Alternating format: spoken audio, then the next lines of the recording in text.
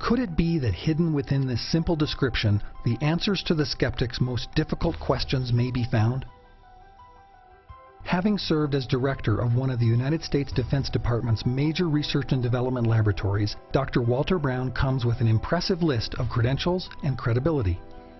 In tackling the subject of Earth's geological development, Dr. Brown has developed a theory that contradicts the generally accepted viewpoint of the scientific community.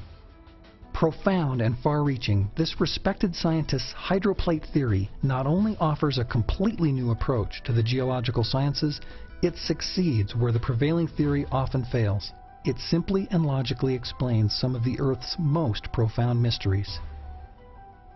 We can see on our planet 25 major features that can now be systematically explained as a consequence of a global flood that erupted from subterranean chambers with an energy release exceeding the explosion of 30 trillion hydrogen bombs. This theory shows us just how rapidly major mountains form.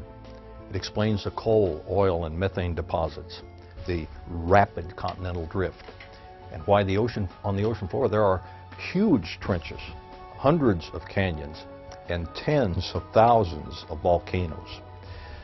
This theory also explains the ice ages, and it gives the primary reason for global warming. It explains the formation of the layered strata in almost all fossils, the frozen mammoths, and major land canyons, especially the Grand Canyon. Surprisingly, it explains the origin of comets, of asteroids, and of meteorites. According to Dr. Brown's theory, the ancient world that Noah lived in was very different from the Earth we occupy today.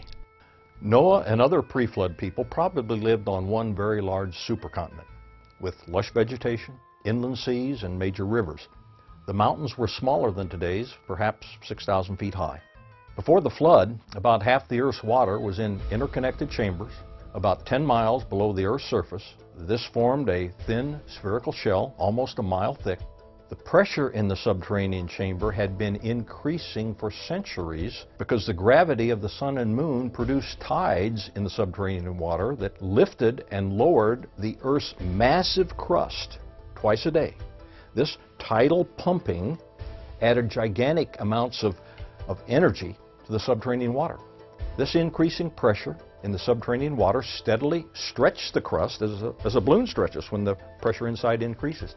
Failure in the crust began as a microscopic crack that grew in both directions at almost 3 miles per second. The crack, following the path of least resistance, encircled the globe in about 2 hours. As the crack raced around the Earth, the overlying rock crust opened up like a rip in a tightly stretched claw. So the water exploded violently out of the rupture. The Bible even gives us a precise date, the 600th year of Noah's life, on the 17th day of the 2nd month. On that day, all the fountains of the great deep burst open. Then it says, and the rain fell. The fountains of water jetted supersonically into and above the atmosphere. The spray from these enormous fountains produced torrential rain such as the Earth has never experienced before or after. The supersonic fountains eroded the crumbling rock on both sides of the widening crack. This produced huge volumes of sediments that settled through the floodwaters, trapping and burying plants and animals, forming the fossil record. Eventually, the crack became so wide that the newly exposed floor of the subterranean chamber sprung upward, giving birth to the mid-oceanic ridge that wraps around the Earth like the seam of a baseball. The continental plates, with lubricating water still beneath them, slid downhill away from the rising mid-Atlantic ridge. After the massive, slowly accelerating continental plates reached speeds of approximately 40 to 50 miles per hour, they ran into resistances, and like a runaway crashing train, they compressed, crushed, buckled, and thickened, rising out of the floodwaters. This is why the major mountains are generally parallel to the oceanic ridges from which they slid. Today's major mountains were all pushed up in hours. The hydroplates, in sliding away from the mid-Atlantic ridge, opened up very deep ocean basins into which the floodwaters retreated. This theory of a massive worldwide catastrophe in antiquity appears to support the biblical story of the deluge in every detail. But what other evidence exists to support this amazing theory? In 1970, I predicted that large pools of salt water would be found beneath major mountains. That prediction has been confirmed in several ways, by gravity studies, by seismic studies, and by electromagnetic studies. A paper published in the April 2001 issue of Science magazine announced the discovery of an electrically conductive layer under the Tibetan Plateau. The article suggested that such high conductivity at depths of approximately 10 miles could be achieved by a layer of aqueous fluids, some 1.6 kilometers thick and containing 10% brine. In other words, salt water. Just how big these subterranean layers of water will turn out to be, no one really knows. But the article points out that the conductivity is evident across the entire Tibetan Plateau. Recently, even more evidence to support Dr. Brown's theory became available. On March 22, 1998, a group of boys playing basketball in Monahans, Texas, narrowly missed being struck by a 3-pound meteorite that crashed to the ground 40 feet from where they were playing. The police were notified, and 48 hours later, NASA scientists cracked the meteorite open in a cleanroom laboratory.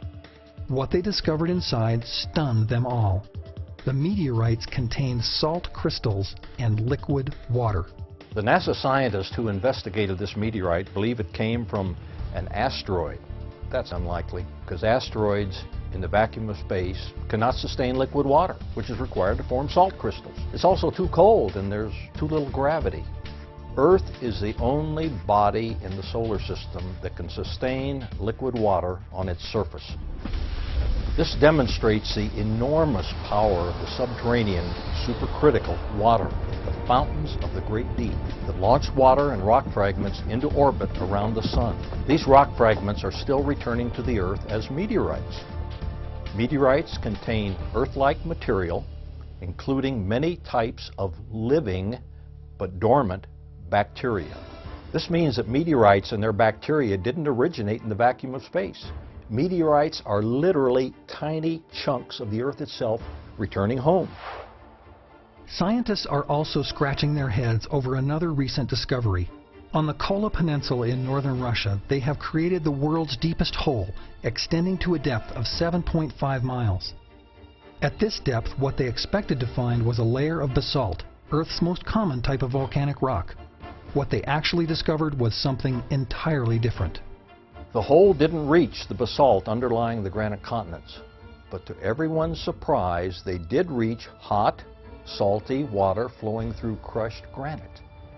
Geologists are mystified, but the hydroplate theory provides a simple explanation.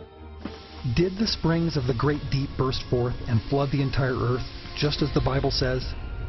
Dr. Brown's hydroplate theory offers us a plausible scientific explanation for how this may have happened. But is there something more important to this theory?